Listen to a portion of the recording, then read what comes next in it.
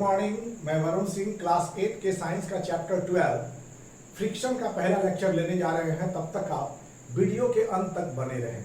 तो यहाँ पर हम लोग आज जो 12 चैप्टर है उसमें हम पढ़ेंगे फ्रिक्शन के बारे में, फोर्स ऑफ फ्रिक्शन। फ्रिक्शन क्या है कि फ्रिक्शन में पढ़ेंगे कि हम लोग यदि आप किसी बुक को प्रेस करते हैं, जेंटली आप प्रेस कीजिए, बुक को प्रेस कीजिए जेंटली, तो क्या होगा कि बुक जो है वो कुछ दूर मोशन करेगा। मोशन करने के बाद फिर वह स्वतः अपने आप रुक जाएगा। अब जो है हम दूसरी साइड से हम बुक पर फोर्स थोड़ा सा पुश करते हैं तो क्या होता है, उस केसेस में भी बुक मोशन में आ जाता है, फिर थोड़े समय चलने के बाद वो रुक जाता है। तो ऐसा हम देखते हैं कि जब बुक को लेफ्ट से भी अगर फोर्स लगाते हैं तो कुछ दूर वो चल के रुक जाता है, राइट से भी फोर्स लगाते हैं तो कुछ दूर चल के रुक जाता है। तो क्या दिस जाने के बाद ये रुक जाता है, तो लेफ्ट और राइट मीन्स अगर मोशन जिधर रखते हैं, जिधर मोशन करता है, फिर कुछ दूर चलने के बाद रुक जाता है। तो यहाँ क्या है कि बुक क्यों रुक जाता है, दो book when we apply push to the book, जैसे कि मान लीजिए ये है आपका बुक, ये बुक हो गया आपका। अगर इधर से हम पुश कर रहे हैं, we are pushing the book, you push the book like this, तो बुक क्या हुआ, कुछ दूर चलने के बाद फिर क्या हो गया, ये रुक जाता है, बुक यहाँ पर आके रुक जाता है। अब जो है हम लोग बुक को क्या किए, इस साइड से प्रेस किए, इधर से पुश किए। इस साइड से अगर हम पुश करते हैं तो भी क्या होता है कि बुक कुछ दूर चलने के बाद क्या हो जाता है, वो रुक जाता है। तो बुक को इधर से पुश किए तो ये इधर से मोशन करके कुछ दूर के बाद रुक जाता है। That is when we apply left, when we push towards left, अगर हम लेफ्ट से पुश करते हैं तो भी वो कुछ दूर जाके रुक जाता है, राइट से पुश करते हैं तो भी वो कुछ दूर जाके रुक जाता है। तो ये रुकना, न्यूटन साहब को थोड़ा याद कीजिए कि कहते हैं न्यूटन कि कहीं भी कोई चेंज है तो वो चीज फोर्स है। मतलब मोशन से रेस्ट की ओर आना और रेस्ट से मोशन की ओर आना इज ए फोर्स। कहीं ना कहीं फोर्स है जो इसके मोशन को क्या कर रहा है, स्टॉप कर रहा है। और यहां भी इधर से पुश कर रहे हैं तो इधर आने पर ये रुक जा रहा है। तो देयर इज सर्टेन फोर्स, यहां पर कोई फोर्स लग रहा है और उस फोर्स को हम लोग क्या कहते हैं, friction force. The force is called, मतलब कि यहां पर चल रहा है तो इधर से जब मोशन हो रहा है तो ये फोर्स इधर से डेवलप हो रहा है, मतलब फोर्स इधर से डेवलप हो रहा है, ये अप्लाइड फोर्स है। यहां पर हम फोर्स इसको लगा रहे हैं, अप्लाइड फोर्स। इधर हम फोर्स लगा रहे हैं पुश, तो फोर्स जो है इसके अपोजिट डेवलप कर रहा है। यहां पर भी एक फोर्स डेवलप कर रहा है जो कि फिर इसको क्या कर रहा है, रेस्ट में ले आ रहा है। इधर से पुश लगा रहे हैं तो यहां पर आके रेस्ट में हो जा रहा है। मतलब लेफ्ट से अगर हम फोर्स लगा रहे हैं, we are applying the force towards left, तो पुश टुवर्ड्स लेफ्ट, तो फोर्स जो है उसके अपोजिट डायरेक्शन में ये लग रहा है और इसको रेस्ट में ले आ रहा है। इधर से हम अप्लाइड फोर्स इधर लगा रहे हैं तो फोर्स जो है ये देखिए, पुश जब कर रहे हैं तो फोर्स राइट की तरफ से आ रहा है और इधर जब हम पुश कर रहे हैं तो फोर्स लेफ्ट की तरफ से आ रहा है। मतलब कि ये फोर्स कौन सा फोर्स है, तो इस फोर्स को हम लोग बोलते हैं फ्रिक्शनल फोर्स। ये फ्रिक्शनल फोर्स, ये भी क्या हो गया, फ्रिक्शनल फोर्स। जब आप लेफ्ट में की तरफ लेफ्ट से फोर्स लगा रहे हैं इधर तो फ्रिक्शन राइट की तरफ से आ रहा है, जब इधर राइट से फोर्स लगा रहे हैं तो फ्रिक्शन लेफ्ट की तरफ से आ रहा है। मतलब कि ये फोर्स जो है वो फ्रिक्शनल फोर्स है जो किसी मोशन वाले ऑब्जेक्ट को रेस्ट में ला रहा है। The force of friction always opposes the applied force. जो अप्लाइड फोर्स किधर से भी लगा है, मान लीजिए कि अगर आप अप्लाइड फोर्स इधर से लगा रहे हैं, ये अप्लाइड फोर्स है, जो आप फोर्स लगा रहे हैं अप्लाइड फोर्स, तो ये फ्रिक्शन फोर्स क्या हो रहा है, इसके जस्ट अपोजिट डेवलप कर जा रहा है, फ्रिक्शन। इसको बोलते हैं हम लोग friction. Friction just develop from the opposite, तो फ्रिक्शनल फोर्स है ये। तो यहां पर क्या देखेंगे कि frictional force, the force of friction, the force of friction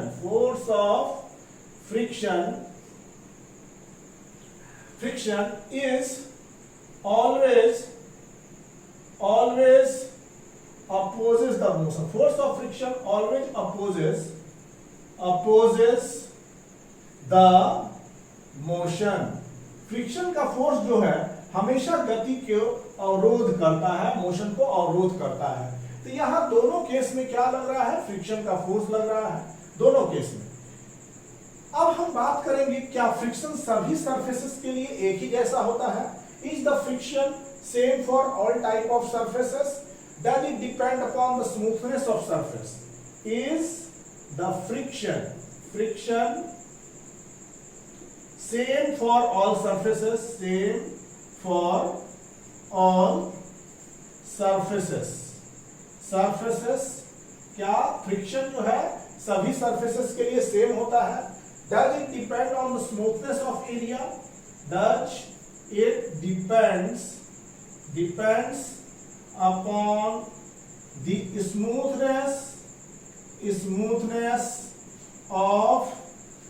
smoothness of surface। इन चीजों को पढ़ेंगे। तो यहां पर हम लोग स्टूडेंट्स देख रहे हैं क्या फ्रिक्शन तो हम देख रहे हैं कि जिधर फोर्स लगा रहे हैं अप्लाइड फोर्स उसके अपोजिट डायरेक्शन में डेवलप कर रहा है। तो इस चीज को जानने के लिए हम लोग पढ़ेंगे कि मान लीजिए एक ईंटा है, इस ईंटे को क्या कीजिए आप टाई कर दीजिए एक थ्रेड से। This is your brick. और इस ब्रिक में क्या कीजिए कि एक रस्सी का लपेटा ले लीजिए और ऐसे ये आप इसको स्प्रिंग बैलेंस से इसको जोड़ दीजिए। ऐसे यहां पर रीडिंग है स्प्रिंग बैलेंस का, ऐसे इस तरह से आप स्प्रिंग बैलेंस से इसको जोड़ दीजिए। और यहां पर ये जो है स्प्रिंग बैलेंस ये ईंटा है, तो यहां पर से इसको ऐसे कनेक्ट कीजिए और इधर पुल कीजिए। तो जैसे आप इसको आप पुल करेंगे तो यहां क्या होता है कि you just pull the spring balance. यहां पर स्प्रिंग बैलेंस को आप पुल कीजिए, यहां पर पुल कीजिए इस स्प्रिंग बैलेंस को। तो यहां पर क्या कीजिए, tie string around the brick. First आप एक्सपेरिमेंट में क्या कीजिए, tie a string around the brick, around the brick. आप एक स्ट्रिंग को ईंटा से बांध दीजिए। ये स्ट्रिंग है, यहां पर हो गया स्ट्रिंग आपका, और ये हो गया स्प्रिंग बैलेंस। स्प्रिंग बैलेंस यहां पर स्प्रिंग बैलेंस है, ये खिंचाते जाएगा, जितना का रीडिंग देगा वो रीडिंग हो जाएगा आपका। तो यहां पर tie string around the brick. अब यहां स्ट्रिंग को टाई करने के बाद ब्रिक, दूसरा कंडीशन कीजिए कि pull the brick by spring balance. Pull the brick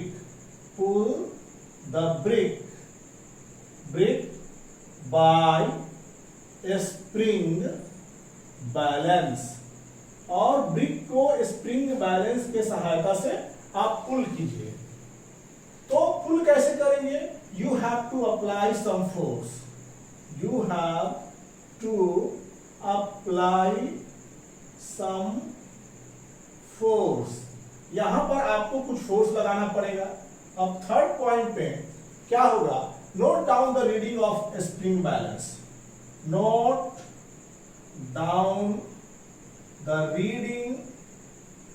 reading of spring balance। Note down the reading of spring balance when the brick just begins to move। When the brick just begin to move, when the brick just begin to move। तो बच्चों यहां पर हम लोग देखेंगे कि एक string को हमने ब्रिक के चारों तरफ बांध दिया है और स्प्रिंग बैलेंस से ऐसे पुल कर रहे हैं, कुछ फोर्स हमारा लग रहा है, पुल कर रहे हैं। तो क्या कर रहे हैं, note down the reading of spring balance. Spring balance की रीडिंग को नोट करना है आपको। तो स्प्रिंग बैलेंस जो रीडिंग दे रहा है, मान लीजिए ये यहां पर हुआ 5 न्यूटन लगा फोर्स, तो क्या हो रहा है, when the spring just begin to move, अब ये ब्रिक जो है मूव करना शुरू कर दिया। सपोज 1 न्यूटन ही लगाए और इस ब्रिक जो है मूव करना शुरू कर दिया। तो ये जो हमारा स्प्रिंग का रीडिंग है, स्प्रिंग का रीडिंग जब brick just begins to move, हम लोगों ने ब्रिक पर स्प्रिंग बैलेंस के सहायता से उसको पुल किया और पुल करते समय स्प्रिंग बैलेंस की रीडिंग्स पर हमेशा ध्यान दिया। जैसे ब्रिक्स एकदम मूवमेंट के कगार पर था, जस्ट बिगिंस टू मूव, हमने स्प्रिंग बैलेंस को रीडिंग को नोट किया। जब स्प्रिंग बैलेंस की रीडिंग बता रही थी कुछ सर्टेन वैल्यूज को, और उस वैल्यूज के बाद थोड़ा सा फोर्स लगाएंगे तो वो ब्रिक मूव करना शुरू कर जाएगा। तो वो फोर्स जो था, वो force actually measures the force of friction, that is static friction. It gives the measure of force of friction. Means ये जो था 1 न्यूटन जो फोर्स आया, just begins to move, breaks 1 newton पर क्या हो रहा है कि it just begins to move, it just begins to move at 1 Newton reading of spring balance।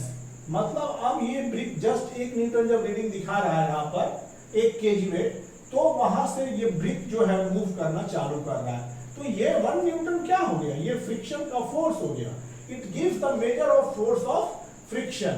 It gives what gives the measure of force of friction. ये force of friction के major को बता रहा है कि इतना इसका फ्रिक्शनल वैल्यू है। बिटवीन द सर्फेसेस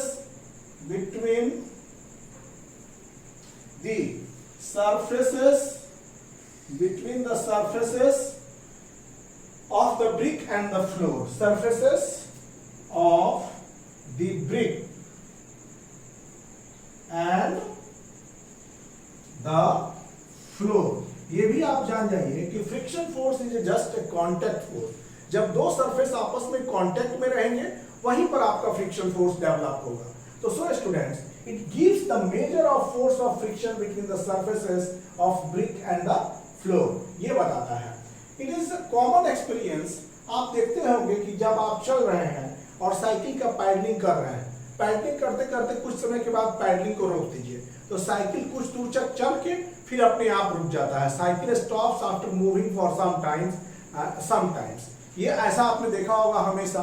तो ये जो है, ये due to force of friction. This also happens due to force of friction.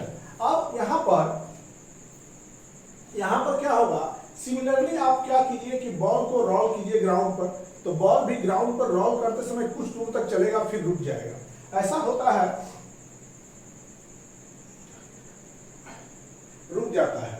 तो यहां पर since only force stop moving, we say that force acting on a bicycle and ball has stopped him. मतलब कि ये force क्या करता है कि मोशन को स्लो डाउन करता है। देखिए, साइकिल कुछ दूर चलने के बाद रुक गया, आप पैडलिंग करते करते छोड़ दीजिए, इसके बाद साइकिल कुछ दूर चलते चलते रुक जाएगा, तो वहां पर बॉल को रोल करके छोड़ दीजिए, ये कुछ दूर चलते चलते रुक जाएगा। मतलब बॉल जिधर मोशन में था उसके अपोजिट में, न्यूटन साहब कर रहे हैं कि अगर किसी के मोशन में चेंज आ गया तो वहां फोर्स है, तो यहाँ बॉल चलते चलते रुक कैसे गया, this was the major question. तो वहां चलते चलते इसलिए रुक गया कि मोशन के अगेंस्ट में दोनों के बीच के सरफेस पर फ्रिक्शन फोर्स डेवलप हो रहा था।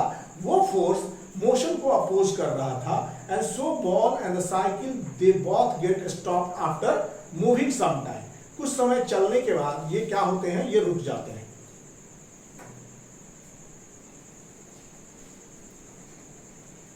चलने के बाद रुक जाते हैं।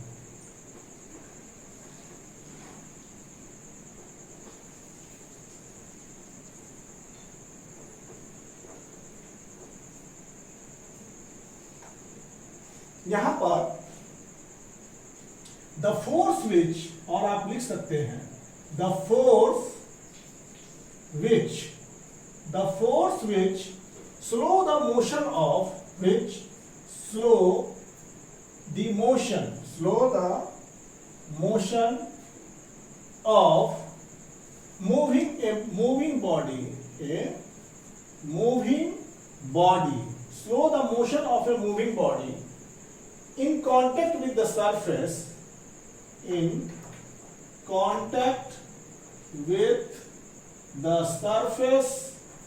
of another body, contact with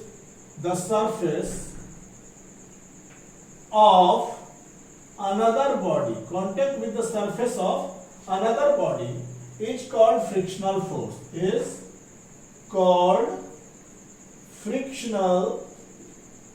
force, इसको हम लोग फ्रिक्शनल फोर्स कहते हैं, इज कॉल्ड फ्रिक्शनल फोर्स और फोर्स ऑफ फ्रिक्शन, और यू कैन सिंपली से फोर्स ऑफ फ्रिक्शन, इसको आप सिंपली कह सकते हैं force of friction. Force which slow the motion of a moving body in contact with surface of another is called frictional force or force of friction. इसको force of friction हम लोग कहते हैं या frictional force कहते हैं. तो यहाँ पर बच्चों ये नोटिस कर रहे हैं, तो force always opposes the motion, मतलब friction force क्या करता है, friction force always opposes the motion. Friction force क्या करता है, हमारा हमेशा मोशन को अपोज करता है. Friction is a force that opposes the relative motion. Friction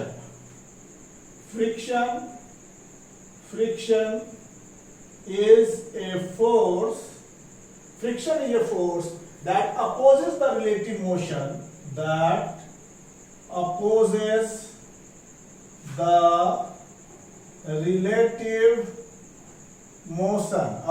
the relative motion, opposes the relative motion between the two surfaces,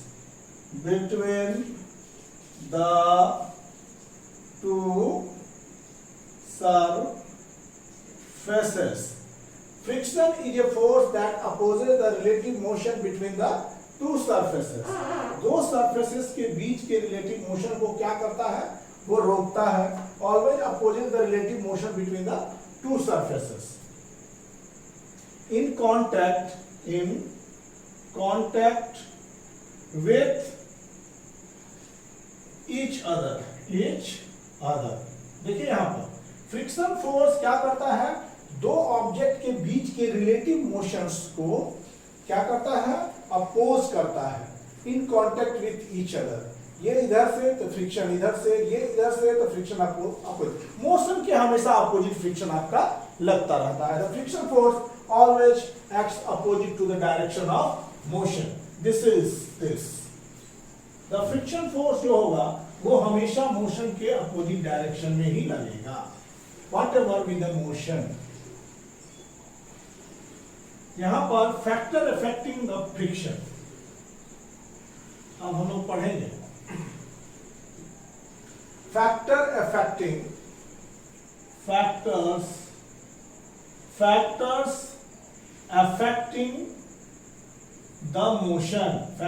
affecting the motion.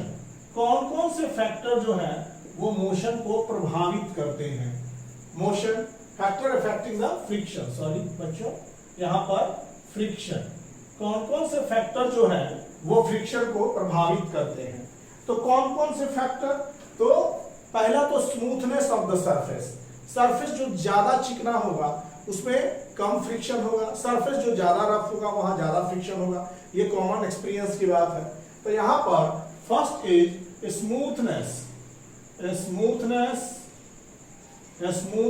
of the surface. मतलब more friction between rough surfaces. यहां पर लिख सकते हैं आप more friction. Rough के बीच क्या होगा, more friction between rough surfaces, rough surfaces के बीच मोर फ्रिक्शन होगा, less between smooth surfaces, less friction between smooth surfaces,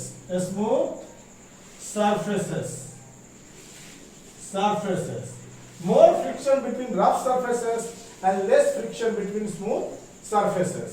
There will be no friction between two perfectly smooth surface. अगर मान लीजिए for no friction कहाँ नहीं होगा, no friction तो हर जगह होगा, नो फ्रिक्शन जोन वही होगा जब कोई सरफेस परफेक्टली स्मूथ होगा। When the surface is perfectly smooth, there will be no friction. एकदम पूरा का पूरा ऐसा संभव है नहीं, बिकॉज ऐसे ही चीज को आइडियल सब्सटेंस, आइडियल हम लोग कहेंगे आइडियल सिचुएशन हो जाएगा। अगर ऐसा सिचुएशन आया नो फ्रिक्शन वाला, तो दैट इज आइडियल सिचुएशन। तो यहां पर नो फ्रिक्शन मतलब कि यहां बात कर सकते हैं there will be no friction between, there will be no friction, there will be no friction between two perfectly smooth surface,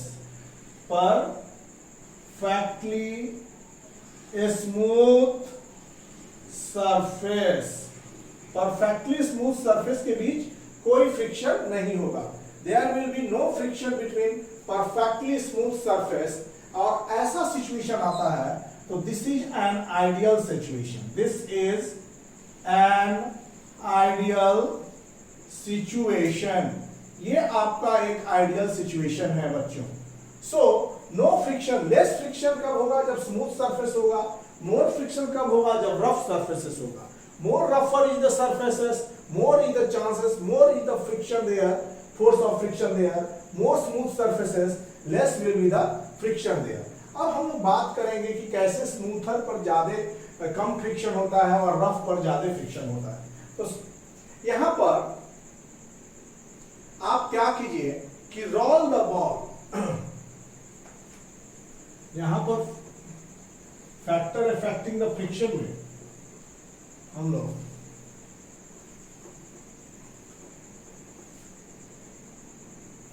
यहां पढ़ रहे हैं फैक्टर अफेक्टिंग द फ्रिक्शन।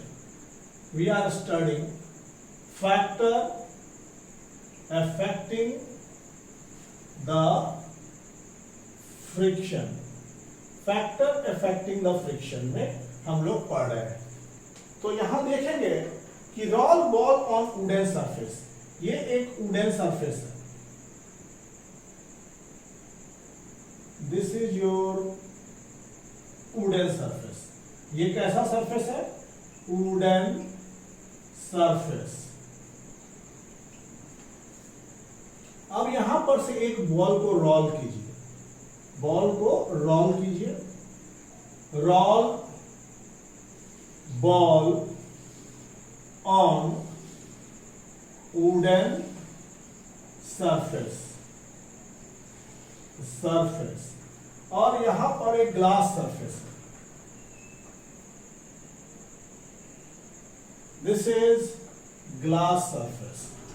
यहां पर बॉल को रोल कीजिए, तो दिस इज ग्लास सरफेस। तो आप देखेंगे कि वुडन सरफेस पर बॉल कुछ दूर जाके ऐसे, बॉल कुछ दूर जाके क्या होगा, बॉल जाएगा, बॉल चलता चला जाएगा, और यहां पर बॉल जाके क्या होगा, ये रेस्ट में आ जाएगा, स्टॉप, ये हो गया स्टॉप, बॉल यहां पर रुक गया। अब यहां पर ग्लास की बात करेंगे तो ग्लास में बॉल जो है रोल करता जाएगा, इस तरह से बॉल रोल कर रहा है, देखिए ball is rolling, ball roll कर रहा है, ग्लास में बॉल को रोल करते करते देखिए यहां बॉल रोल कर रहा है ग्लास में, ग्लास में ये बॉल रोल कर रहा है, this ball is rolling, this is rolling, this ball is rolling, और यहां पर बॉल रेस्ट, ये स्टॉप, यहां पर बॉल ने क्या किया, स्टॉप कर दिया ये ग्लास सरफेस पर। यहां से इस डिस्टेंस को कंप्यूट कीजिए आप, compute the distance of ball travelled on glass surfaces. से यहां पर d डिस्टेंस आ रहा है, capital D you can right, कि मान लीजिए कि सपोज डिस्टेंस इज d। अब यहां पर आप कंप्यूट कीजिए डिस्टेंस को, ये डिस्टेंस आ रहा है स्मॉल डिस्टेंस, ये कवर कर रहा है d, स्मॉल d यूज कर रहे हैं, स्मॉल d।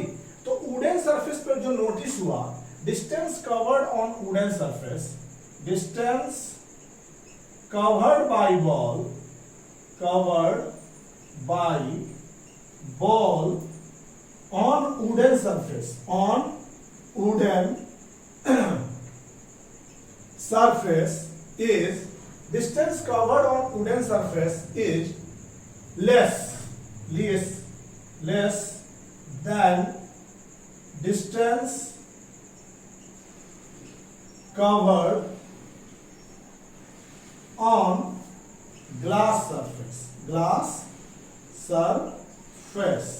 तो इसमें देख रहे हैं कि D से बड़ा D है, मतलब D डिस्टेंस इज मोर। तो ऑब्जर्वेशन क्या है, distance moved on a wooden surface is less than the distance moved on a glass surface. The friction on glass surface is less, जिसमें ज्यादा डिस्टेंस कवर किया। We can also से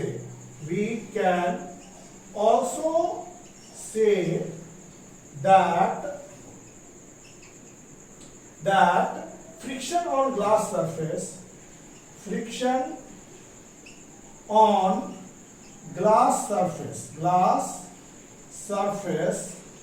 is less than that on wooden surface, than that on wooden surface। Wooden surface के तुलना में glass surface पर जो friction है वो कम है। तो ये हमने देखा। अब हम देखेंगे कि पहला फैक्टर क्या था हमारा, कि smoothness of the surface. First factor was smoothness of the surface, smoothness of the surface. तो बच्चों क्या देखा आपने देखा कि जो जितना स्मूथ सरफेस है उतना ही कम फ्रिक्शन है, जो जितना रफ सरफेस है वहां उतना ही ज्यादा फ्रिक्शन है। मतलब smoother the surface lesser will be the friction and रफर the surface more will be the friction.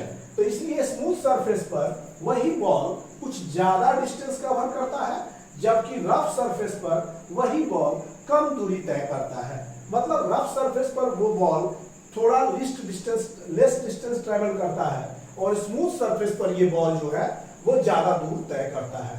तो यहाँ हमने देखा कि कैसे स्मूथनेस ऑफ सरफेस पर फ्रिक्शन डिपेंड कर रहा है। दूसरे पॉइंट को हम देखेंगे कि नेचर ऑफ मीडियम भी बहुत इंपॉर्टेंट होता है। दूसरा फैक्टर है नेचर ऑफ मीडियम। अब हम लोग देखेंगे नेचर ऑफ मीडियम के बारे में। नेचर ऑफ मीडियम मतलब सॉलिड, लिक्विड, गैस, यही तीन हमारा स्टेट है। दूसरा हो गया आपका nature of medium, second is दूसरा nature of medium. Nature of medium में हम लोग देखेंगे कि कैसे नेचर ऑफ मीडियम प्रभावित करता है। यहां पर सॉलिड, लिक्विड, गैस, ये आप देखे हैं स्टेट के, मैटर के तीन state, solid, liquid and gas. मतलब all matter is made up of, सारे मैटर्स के तीन स्टेट्स होते हैं, सॉलिड, लिक्विड, गैस। स्टिल दो भी हैं, जैसे कि plasma state and Bose-Einstein condensate. तो उसको आपको पढ़ना है केवल सॉलिड, लिक्विड एंड गैस। ये तीन मीडियम है, तो solid, liquid, gas all exert the force of friction. They all exert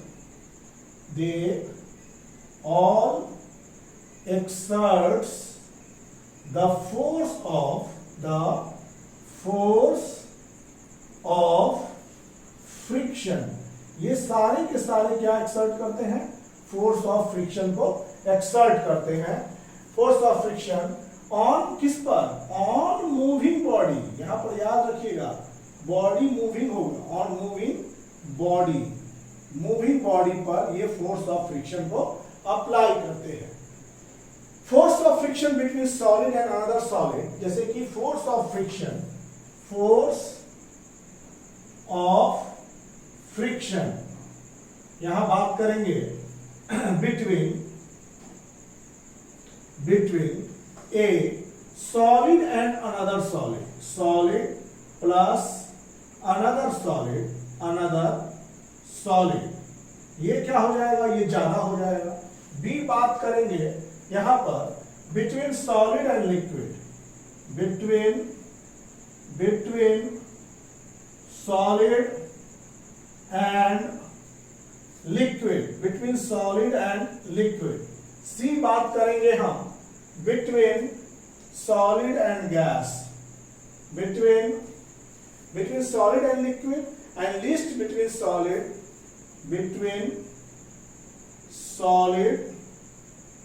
and gas. देखिए यहां पर स्टूडेंट्स जितने भी सॉलिड, लिक्विड, गैस हैं, सब में फ्रिक्शन, फोर्स ऑफ फ्रिक्शन होता है जब उनसे बॉडी कोई गुजरता है। तो सॉलिड के बीच जो फ्रिक्शन होगा वो ज्यादा होगा बिटवीन सॉलिड एंड लिक्विड, और ये ज्यादा होगा बिटवीन सॉलिड एंड गैस। तो यहाँ पर solid plus another liquid, solid में ज्यादा फ्रिक्शन है between solid and liquid and between solid and gas. तो ये चीज यहाँ पर दिखाया जा रहा है कि this will have solid plus another solid will have more friction between solid and liquid and between solid and gas। तो ये चीज हम लोग देख रहे हैं। तो यहाँ पर सॉलिड और सॉलिड के बीच ज्यादा फ्रिक्शन फोर्स होगा। अब यहाँ पर द वेट, ये तो हम लोग देखे कि मीडियम। अब यहाँ third, the weight of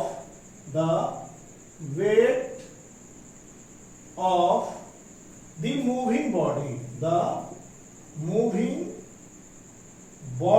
the weight of the moving body on the surface,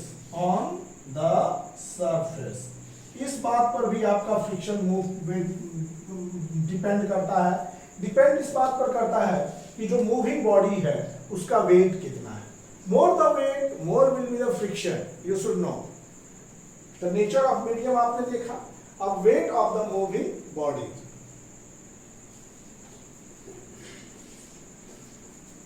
wait of the moving bodies में यहां पर weight of the moving bodies, greater the weight of the moving bodies, you should notice greater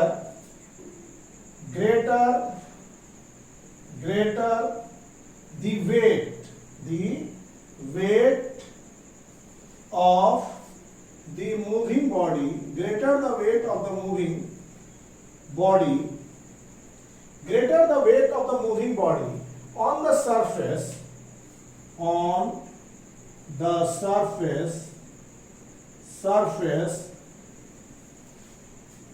more is the force of friction, more is the force of friction, more is the force of friction on the body by the surface,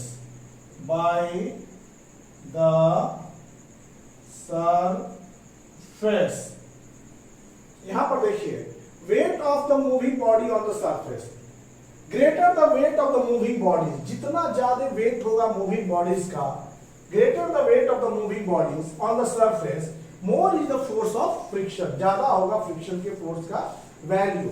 जैसे कि मान लीजिए कि अगर आप यहां पर एक 5 kg का रख दीजिए और 5 केजी पर आप फोर्स लगा के देखें, यहाँ पर इसका वेट ये है mg, और यहाँ पर 50 केजी, 5 केजी के ऊपर एक 10 केजी का रख दीजिए, 5 केजी के ऊपर एक और 5 केजी रख दीजिए और इसको आप पुश करके देखिए, दोनों में कौन कठिन होगा? ये पुश करना कठिन होगा इसके तुलना में। ये अकेला 5 केजी है, इस 5 केजी के ऊपर एक और 5 केजी रख दीजिए। थर्ड केस में क्या कीजिए, ये 5 केजी, इसके ऊपर 5 केजी, इसके ऊपर, अब यहाँ पुश कीजिए तो ये और थोड़ा मुश्किल हो जाएगा, बिकॉज यहाँ क्या देख रहे हैं, greater the weight of the moving bodies on the surface, more is the force of friction on the body by the surface. जितना वेट डालिएगा उतना ही सरफेस फ्रिक्शन को बढ़ाता चला जाएगा। तो दिस थिंग्स हैपेंस। अब हम लोग पढ़ेंगे काइंड ऑफ फ्रिक्शन, फ्रिक्शन के काइंड्स को हम लोग पढ़ेंगे। Wait of the moving body, greater the weight of the moving body on the surface, more is the force of friction on the body by the surface. 5 KG पर आप push करके देखिए, वो थोड़ा आसानी से पुश होगा। 5 केजी के ऊपर एक और 5 केजी रख दीजिए, वो पुश करना थोड़ा मुश्किल होगा। फिर 5 केजी के ऊपर अगेन 5 केजी, यहाँ भी 5 केजी हो गया मान लीजिए, ये भी 5 केजी है, ये भी 5 केजी है, ये भी 5 केजी है। इसको पुश करना थोड़ा कठिन हो जाएगा, ये ज्यादा कठिन होगा। तो more is the weight, more is the friction. अब यहां पढ़ेंगे काइंड्स ऑफ फ्रिक्शन। यहां पढ़ेंगे kinds of friction, kinds of friction. Kind of friction में हम लोग पढ़ेंगे कि फ्रिक्शन आर ऑफ 3 काइंड। यहां पर friction are of 3 kind. Friction कितने तरह के हैं? 3 तरह के हैं। पहला फ्रिक्शन हो जाएगा आपका स्टैटिक फ्रिक्शन। फर्स्ट, फ्रिक्शन को 3 भाग में बांटा गया है। पहला हो गया स्टैटिक, दूसरा हो गया स्लाइडिंग और तीसरा हो गया रोलिंग। तो first is your static friction. First क्या है? Static friction, static friction. और सेकेंड क्या है? हो गया आपका स्लाइडिंग, स्टैटिक फ्रिक्शन। सेकेंड है स्लाइडिंग फ्रिक्शन और थर्ड है आपका रोलिंग फ्रिक्शन। ये हो गया रोलिंग फ्रिक्शन, स्लाइडिंग फ्रिक्शन और रोलिंग फ्रिक्शन। यहां पर देखेंगे, पहले हम लोग विचार करेंगे स्टैटिक फ्रिक्शन पर। तो suppose we want to slide the object, जैसे स्टैटिक फ्रिक्शन की बात कहेंगे, मान लीजिए कि एक ऑब्जेक्ट है, उसको हम स्लाइड कर रहे हैं। स्लाइड, इधर force. Suppose we want to slide an object, we want to slide an object. Suppose we want to slide an object on surface,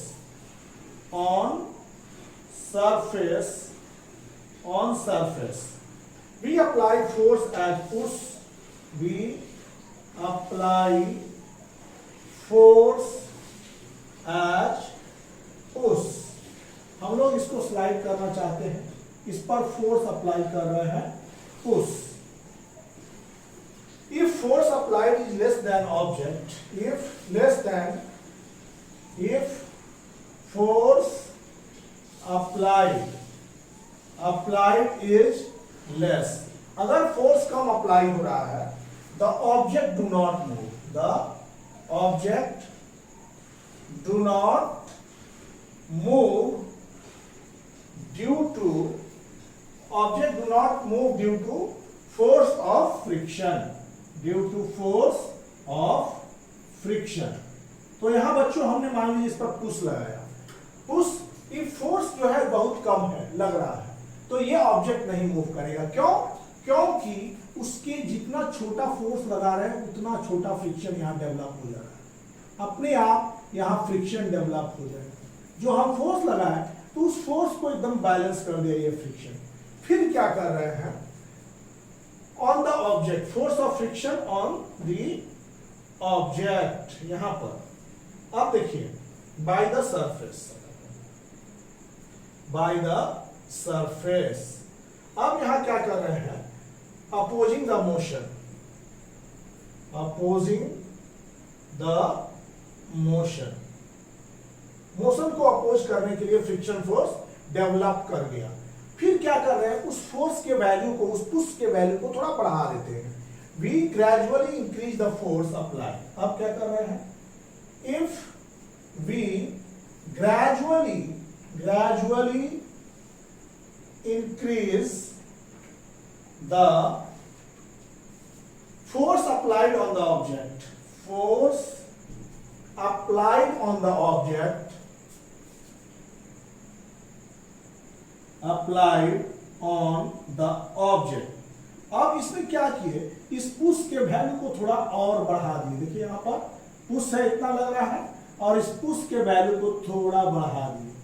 applied, increase the applied on the force of friction on the object also increases. तो ये friction भी क्या हुआ ना, बढ़ गया, लेकिन block जो है फोर्स ऑफ फ्रिक्शन भी बढ़ गया। देखिए फोर्स जो हमने लगाया, पुश के वैल्यू को बढ़ाया, तो यहां फ्रिक्शन भी बढ़ गया। तुम बढ़े तो हम बढ़ गए। अब और हमने बढ़ाया, बढ़ जा रहा है। तो what happens here, force on object opposing the motion, if you gradually increase the force of applied on the object also increases. तो यहां पर force of friction on the object also increases. If we gradually increase the force applied on the object, the force of friction also increases। force of friction increase कर रहा है। तो अब क्या किए, अप्लाइड फोर्स को और बढ़ा दिए। ये लिमिट तक ही अपने आप को बढ़ा पाएगा। जैसे कि मान लीजिए पहले बार छोटा लगाया, वो थोड़ा सा बढ़ा करके हमको रोक दिया, फिर थोड़ा बड़ा किए, वो और बड़ा कर दिया, उतना ही बड़ा कर दिया, जितना हम लगा रहे हैं उतना ही क्या बराबर लगा दे रहा है, रुक गए। और इस बार थोड़ा सा और बढ़ा दिया, मतलब एक लिमिट तक ही वो फोर्स बढ़ सकता है। Force of friction also increases and if applied force is increase further, if we gradually, if applied force is increased further, अगर अप्लाइड फोर्स को हम लोग क्या किए, increase further, a stage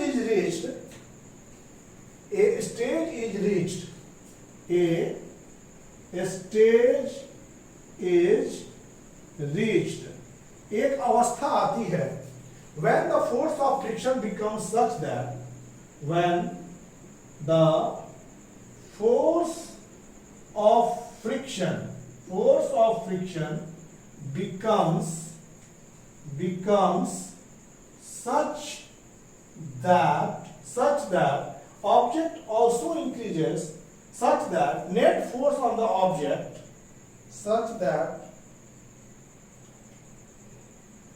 net force on the object becomes zero,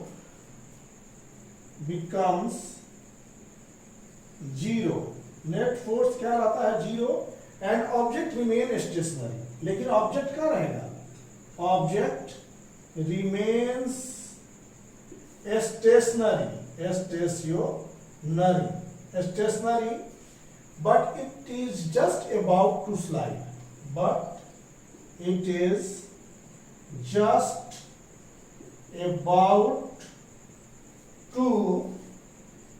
slide, ये एकदम slide करने के, स्लाइड के एकदम about to slide over the surface,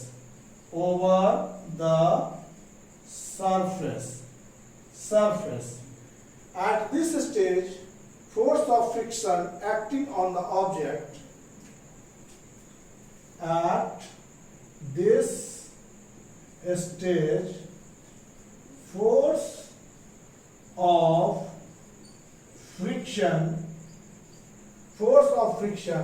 acting on object is called static friction force, is called static friction force। इसको हम लोग क्या कहें, एकदम स्टैटिक फ्रिक्शन फोर्स। अब इससे थोड़ा सा भी ज्यादा हम लगाएंगे तो ये ब्लॉक में मोशन आ जाएगा, ब्लॉक विल मूव। यहां बच्चों देखेंगे स्टैटिक फ्रिक्शन फोर्स के बारे में। तो स्टैटिक फ्रिक्शन फोर्स हम लोग पढ़ रहे हैं, तो ये चल रहा है आपका स्टैटिक फ्रिक्शन फोर्स। स्टैटिक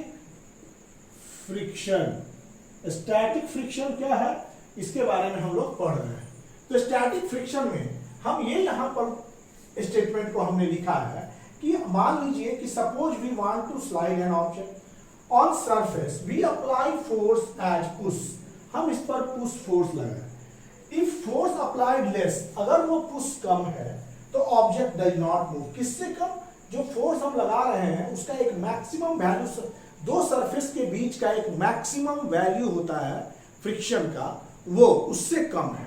तो जब तक कम रहेगा तब तक आपको पुश करना पड़ेगा। तो यहां पर मान लीजिए कि एक हम थोड़ा सा एग्जांपल लेके समझाएंगे कि मान लीजिए कि ये जो है ये ब्लॉक है, यहां सरफेस, अगर मान लीजिए कि सरफेस और इसके बीच का जो फोर्स है friction, maximum static friction force, वो मान लीजिए कि 10 न्यूटन है। आपने क्या किया, मैक्सिमम 10 न्यूटन तक ये झेल सकता है, तो यहां पर हमने 2 न्यूटन का फोर्स लगाया। लेकिन ये मैक्सिमम है 10, तो लेकिन जितना हम लगाएंगे ये सरफेस उतना ही लगाएगा, ये भी लगा देगा 2 न्यूटन। यहां हमने 5 न्यूटन कर दिया, ये सरफेस भी कर दिया, फ्रिक्शन भी हो गया 5 न्यूटन। देखिए एडजस्ट कर रहा है हमारे हिसाब से, बहुत फ्रिक्शन में ऐसा ही है। ये 6 न्यूटन है और ये क्या हो गया, 6 न्यूटन हो गया। 8 न्यूटन हमने बढ़ाया फोर्स, तो ये भी कर दिया 8 न्यूटन। हमने किया 10 न्यूटन, ये भी कर दिया 10 न्यूटन। लेकिन इस सरफेस, दोनों सरफेस के बीच का मैक्सिमम लिमिट कितना है, 10 न्यूटन तक ही जनाब बढ़ा सकते हैं। अब हमने 11 न्यूटन कर दिया, तो नेट फोर्स हमारा कितना हो गया, 1 newton. 11 minus 10 that is equal to 1 newton, और 1 न्यूटन के फोर्स से ये बॉडी मूव करना शुरू कर देगा। तो मतलब हर सरफेस के बीच, ये दोनों के बीच के सरफेस का maximum value, maximum static friction force कुछ ना कुछ होता है। तो यहां वही बात को हम बच्चों समझाए हैं कि on surface we apply force as a push. अगर फोर्स कम है, ऑब्जेक्ट डज नॉट मूव, तब तक नहीं मूव किया। Force of friction on object opposing the motion, क्योंकि फ्रिक्शन जो है हमेशा अपोज करने के लिए तैयार है। If we gradually increase the force, अगर हमने फोर्स को बढ़ाया, still the force of friction भी बढ़ जाएगा। फोर्स ऑफ फ्रिक्शन क्या हो गया, बढ़ गया। If you applied force is increase further, अगर और बढ़ा दिए तो एक ऐसी अवस्था आती है when force of friction becomes such that net force on object is zero. मतलब कि इतना वैल्यू आ गया, 10 न्यूटन तक लगाए तो 10 न्यूटन हुआ। यहां ये बात कर रहा है कि अगर अप्लाइड फोर्स हम ऐसा बढ़ाए कि ऐसी अवस्था आया कि force of friction becomes such that net force on the object becomes zero. यहां पर नेट फोर्स देखिए जीरो है। ऑब्जेक्ट इज स्टेशनरी, ऑब्जेक्ट लेकिन स्टेशनरी है, लेकिन स्लाइड करेगा, just about to slide over the surface. If at this stage of friction, force of friction acting on object is called static friction. ये friction का जो value है ये हो गया static friction force, static friction force. और you can write maximum value of static friction force, ये maximum value of static friction force. देखिए मान लीजिए कि सपोज कोई भी दो सरफेस है बच्चों, यहां पर हम लोगों ने रखा है इसको, यहां हम फोर्स लगाए से 2 न्यूटन, ये भी एडजस्ट कर दिया 2 न्यूटन। यहां लगाया 3 न्यूटन, ये भी एडजस्ट किया 3 न्यूटन, मतलब मूव नहीं हो रहा है 4 न्यूटन, तो ये भी एडजस्ट कर दिया 4 न्यूटन। अब ये जो है स्लाइड करना यहां पर इस स्थिति में चालू कर देगा। अब थोड़ा सा फोर्स लगा देंगे 4.1 न्यूटन इस ब्लॉक पर, अगर हम लगाए 4.1 न्यूटन। अब इन दोनों सरफेस का जो है 4 न्यूटन से अधिक जनाब नहीं जा सकते हैं। तो ये हो गया maximum value of static friction force. ये maximum value of static friction force, ये maximum value of static friction force. जब तक इसको एडजस्ट होना होता है तब तक एडजस्ट होता है। सो स्टैटिक फ्रिक्शन फोर्स क्या हो गया? ये सेल्फ एडजस्टिंग फोर्स है और लिमिटिंग इन नेचर है। सेल्फ एडजस्टिंग मतलब कि यहां 2 लगा रहे थे तो 2 लगा रहे थे, 1 लगा रहे थे 1 लगा रहा था, जितना हम लगा रहे थे उससे। लेकिन इसके बियॉन्ड जैसे क्रॉस करेंगे तो ये अपना मोशन में आ जाएगा, मोशन में आना शुरू हो जाएगा, एक्सेलरेशन में आ जाएगा, मतलब इसमें मोशन आ जाएगा। तो फ्रिक्शन फोर्स कैसा है? सेल्फ एडजस्टिंग है, जितना हम दे रहे हैं उतना तक एडजस्ट कर रहा है, लेकिन एक मैक्सिमम वैल्यू तक ही अपने आप को सेल्फ एडजस्ट करेगा। जैसे इसमें मैक्सिमम वैल्यू 4 इतना ही तक। अब इसमें 20 लगाएंगे तो नेट फोर्स 16 न्यूटन का हो जाएगा, मतलब नेट 16 न्यूटन। 20 न्यूटन लगाएंगे तो 20 में से 4 के 16 न्यूटन से के फोर्स से ये चलेगा, मतलब 4 न्यूटन तक ही आपको थोड़ा सा परेशान करेगा। 4 न्यूटन वो अपना ब्रेकिंग फोर्स है उसका, वहां के बाद फिर वो आप उस ब्लॉक के साथ एक्सेलरेशन में हो जाएंगे, मोशन में हो जाएंगे। यहां पर हमने देखा कि स्टैटिक फ्रिक्शन फोर्स कैसा है? सेल्फ एडजस्टिंग है, सेल्फ एडजस्ट करेगा और लिमिटिंग इन नेचर, लिमिट रहेगा, मतलब इतना है उससे ज्यादा नहीं है। तो आप लिख सकते हैं लिमिटिंग नेचर है, 10 न्यूटन है इस सरफेस के लिए तो 10 न्यूटन है, लिमिटिंग नेचर में है। लेकिन सेल्फ एडजस्टिंग है, इसके छोटे वैल्यू का फोर्स लगाइएगा, मैक्सिमम स्टैटिक फ्रिक्शन फोर्स से छोटे वैल्यू का फोर्स लगाइएगा, तब तक वो आपको एडजस्ट करता रहेगा। मतलब 5 लगाएंगे तो वो 5 लगाएगा, 6 लगाएंगे तो 6 लगाएगा, 7 लगाएंगे तो 7 लगाएगा, मैक्सिमम 10 न्यूटन तक ये आपको ऐसा करेगा अगर सरफेस के maximum static friction force 10 Newton है तब। हर सरफेस के लिए मैक्सिमम स्टैटिक फ्रिक्शन फोर्स का वैल्यू जो है वो अलग अलग आएगा। Different surfaces have different value of static maximum static friction force. तो यहां पर लिख सकते हैं डिफरेंट surfaces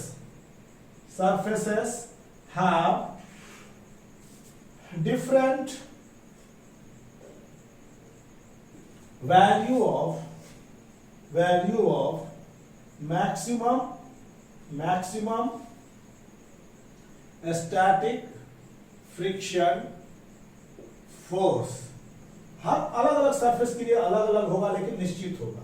तो we can say friction force is a, ये कैसा है? सेल्फ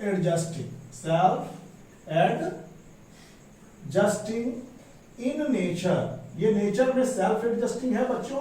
और दूसरा कैसा है? ये दूसरा है लिमिटिंग इन नेचर, एक खास लिमिट तक, लिमिटिंग इन नेचर, ये लिमिटिंग इन नेचर है। और दूसरा है सेल्फ एडजस्टिंग है, सेल्फ एडजस्ट करेगा, उसका मैक्सिमम वैल्यू मान लीजिए इतना है, आप 5 लगाए तो 5, 6 लगाए तो 6, मतलब किसी का मैक्सिमम वैल्यू मान लीजिए कि 6 है तो आप 2 लगाए तो 2 एडजस्ट कर देगा, ये नहीं कि वो 6 एक ही बार दे देगा।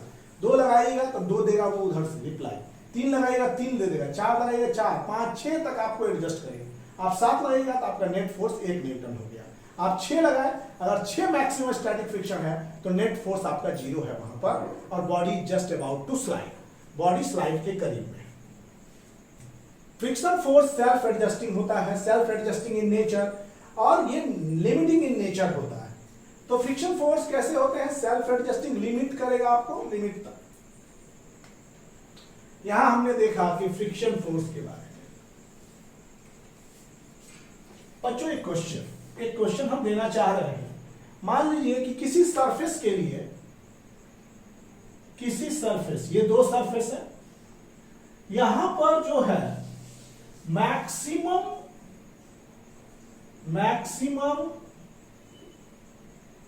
बात कर रहे हैं इस सरफेस का maximum value of static friction force, maximum value of static friction force, maximum value of static friction force, maximum value of static friction force, maximum value of static friction force, maximum value of static friction force is 6 Newton, maximum है 6 Newton.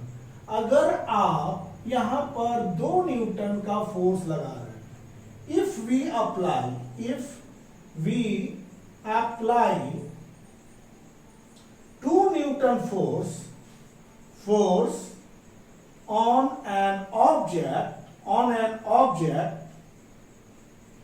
what is the value of friction force? What is the value of friction force? क्या हो जाएगा? देखिए यहां बात कर रहा है क्वेश्चन में बच्चों कि maximum value of static friction force कितना दिया गया है? 6 न्यूटन। मतलब 6 न्यूटन तक आपको एडजस्ट करेगा। मतलब अगर आप 2 न्यूटन का फोर्स लगा रहे हैं तो ऑब्जेक्ट का जो फ्रिक्शन फोर्स होगा वो 2 न्यूटन ही होगा। ये शुड नोटिस, ये 2 न्यूटन, तो फ्रिक्शन फोर्स कितना हो जाएगा? 2 न्यूटन। यहां मैक्सिमम वैल्यू है 6 न्यूटन का, तो friction force will be 2 Newton. अगर यहां 3 करेंगे तो 3, 4 करेंगे तो 4, 5 करेंगे 5, 6 करेंगे 6, 7 करेंगे तो फ्रिक्शन फोर्स 6 ही, मैक्सिमम वैल्यू यहां काउंट होगी 6 न्यूटन। 6 न्यूटन से अधिक आप नहीं लगा सकते। यहां पर अगर फ्रिक्शन फोर्स की बात करें तो यहां पर 2 न्यूटन जितना लगाएंगे आप उतना ही फ्रिक्शन फोर्स आएगा। मतलब 6 न्यूटन से कम, मैक्सिमम वैल्यू 6 न्यूटन है, 6 न्यूटन से अगर कम वैल्यू का फोर्स लगा रहे हैं तो वही फ्रिक्शन फोर्स हो जाएगा, उतना ही फ्रिक्शन फोर्स लगेगा।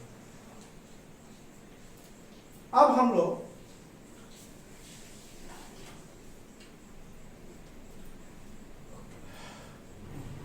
अगर अप्लाइड फोर्स हम स्लाइटली इंक्रीज कर देते हैं तो ये बॉडी मूव करने लगता है। स्टैटिक फोर्स, अगर यहां के बाद अगर हम फोर्स बढ़ा देंगे तो बॉडी मूव करना शुरू कर देगा। Maximum opposing force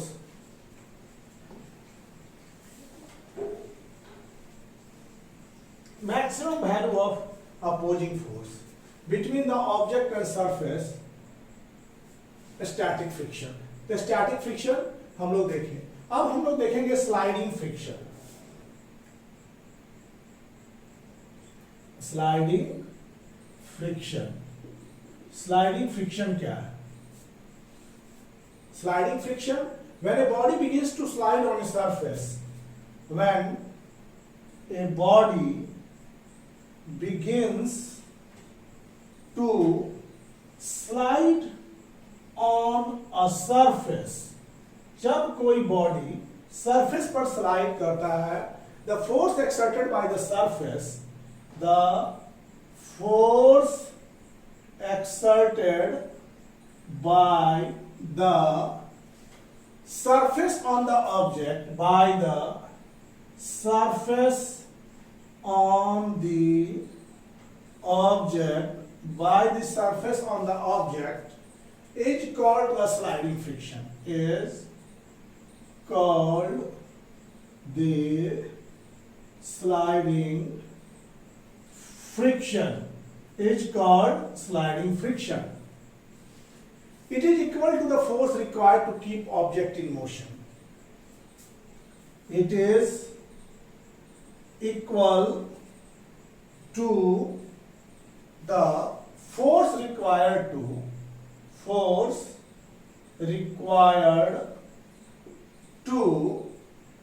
keep the object in motion, required to keep the object in motion, so बच्चों, body begins to slide on the surface, जब बॉडी स्लाइड करना शुरू करता है, मोशन में आ गया है, तो वहां पर जो फ्रिक्शन है वो स्लाइडिंग है, वहां स्टैटिक नहीं है। स्टैटिक फ्रिक्शन जब तक मोशन में नहीं आता है, उस मैक्सिमम वैल्यू तक पहुंचने में जो फोर्स लगता है, तो that is maximum static friction. लेकिन जैसे बॉडी मोशन में आ गया तो वहां पर जो फ्रिक्शन फोर्स है वो स्टैटिक ना रह करके वो स्लाइडिंग फ्रिक्शन हो जाता है, आपका sliding friction. It is equal to the force required to keep object in motion. अब यहां पर स्लाइडिंग फ्रिक्शन जो होता है, ये बच्चे नोट रखेंगे, sliding friction is less then static friction. sliding friction is less than static friction. Sliding friction हमेशा स्टैटिक फ्रिक्शन से कम होता है. Sliding friction is less then static friction. अब हम लोग चलते हैं रोलिंग फ्रिक्शन के बारे में. What is rolling friction? Rolling friction सबसे कम फ्रिक्शन होता है. Rolling friction is less then all type of friction.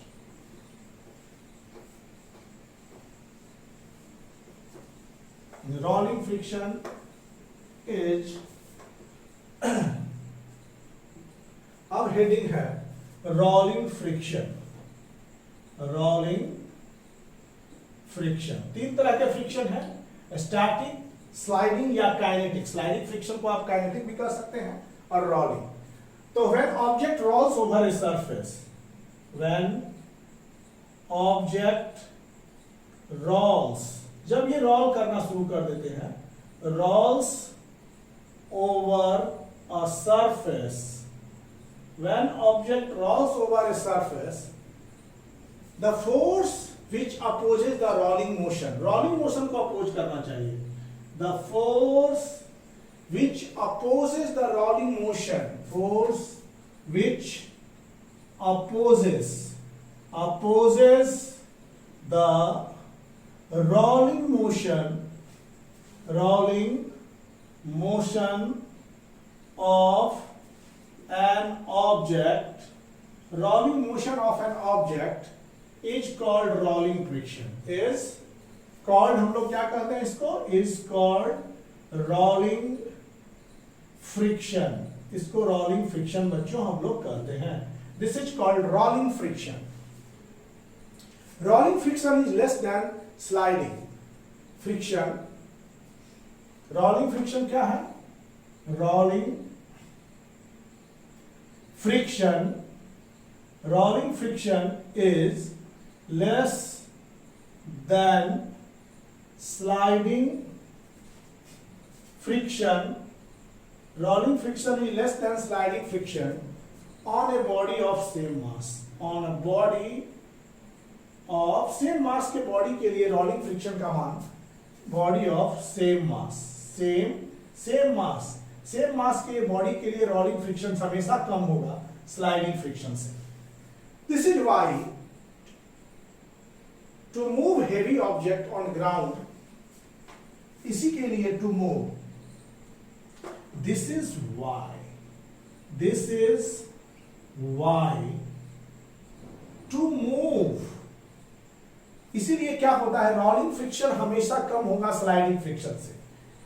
Object जब रोल करता है, रोल में आता है, रोलिंग में आता है, तो वहां जो फ्रिक्शन होता है उसको बोलते हैं हम लोग rolling friction.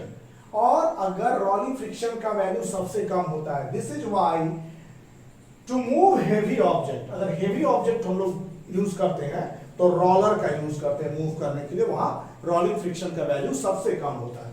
This is why to move a heavy object,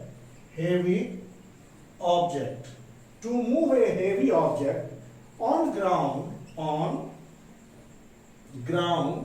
roller is used. अगर किसी रोलिंग ऑब्जेक्ट को हेवी ऑब्जेक्ट को मूव कराना होता है तो वहां पर किस चीज का इस्तेमाल करते हैं? This is why to move heavy object on ground, roller का ही इस्तेमाल करते हैं, चूंकि rolling friction is less, very less. Machine generally sliding motion of its part, machine में जो स्लाइडिंग मोशन वाला पार्ट होता है उसको रोलिंग मोशन में बियरिंग डाल के कन्वर्ट कर देता है, चूंकि फ्रिक्शन कम हो. तो स्लाइडिंग पार्ट को रोलिंग पार्ट में चेंज कर देना है. क्यों? क्योंकि फ्रिक्शन कम हो, क्योंकि स्लाइडिंग फ्रिक्शन थोड़ा ज्यादा होता है रोलिंग फ्रिक्शन की अपेक्षा. सो यहां पर we are studying rolling friction. यहां क्या देखेंगे कि इन मशीन में क्या होता है? In machine generally the sliding in machine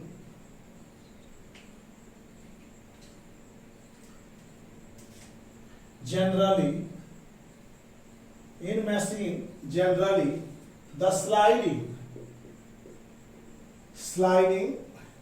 motion of its part, sliding motion of its part, जो स्लाइडिंग मोशन वाला पार्ट होता है, is change to rolling motion, is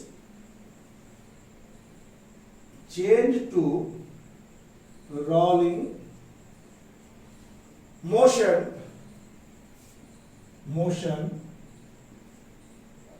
by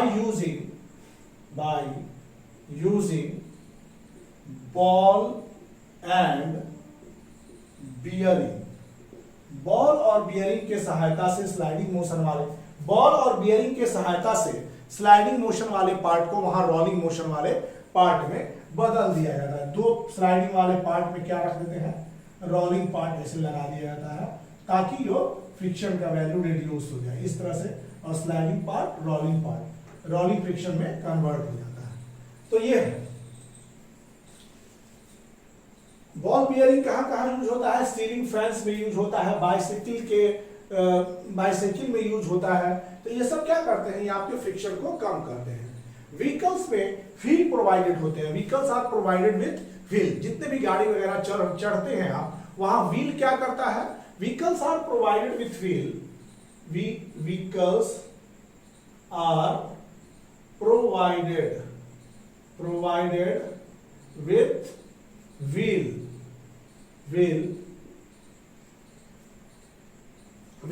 क्यों, टू रिड्यूस